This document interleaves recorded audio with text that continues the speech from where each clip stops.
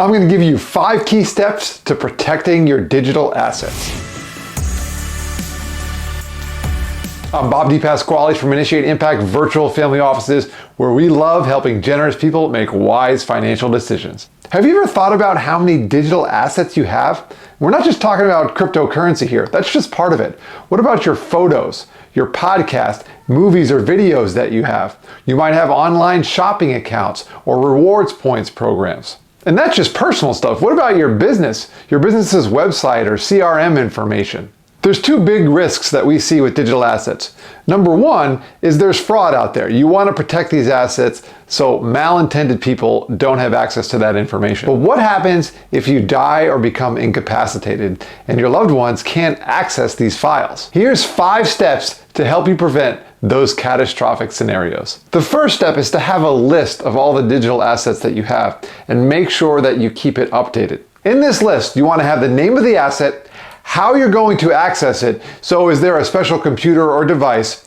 What's the application or website that you access it through? And then finally, the username and password. Also, many applications allow you to have a legacy contact, so you're going to want to fill that information in. And then of course, a safe storage method, a place where all that information can be where only you or a select few people can access it. The second step would be to invest in malware.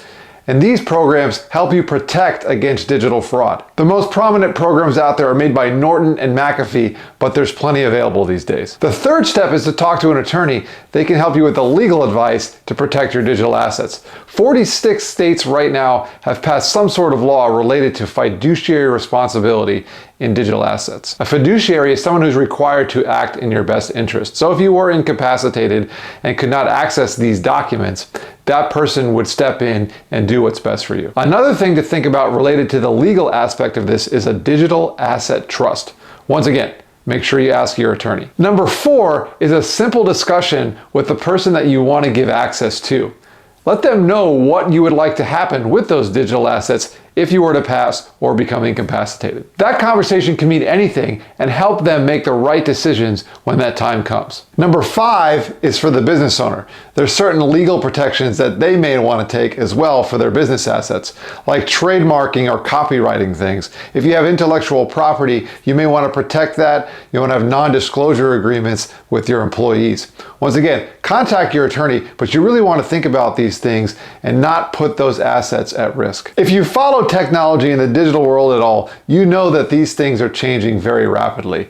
So perhaps the best advice is just to stay abreast of what's going on. But these 5 basic steps will put you in great position to prevent those catastrophic scenarios. It's exciting to think where digital assets could take us, but we must take the proper steps to protect ourselves. Once again, I'm Bob DePasquale from Initiate Impact Virtual Family Offices, and I hope you can make wise digital asset decisions and wise financial decisions so that you and your business can be as generous as they can possibly be.